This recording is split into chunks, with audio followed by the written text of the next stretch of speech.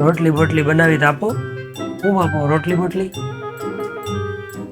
એને rhyming word કહેવાય. જેમ કે ટોલ, ડોલ, રાઇટ, ફાઇટ, ટેક, ફેક.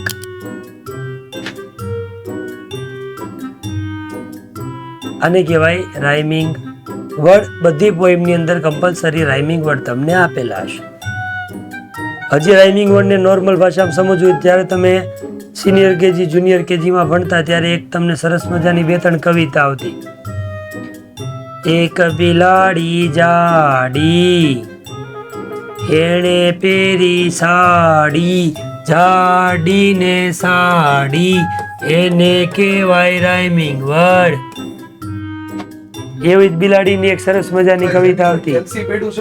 ને એક બિલાડી પાળી છે, એ રંગે બહુ રૂપાળી છે, ને પાળી છે રૂપાળી છે. આ બેને રાઇમિંગ વર્ડ કહેવાય. અને બધા જ પોઈમમાં તમને રાઇમિંગ વર્ડ આપેલા જ હશે.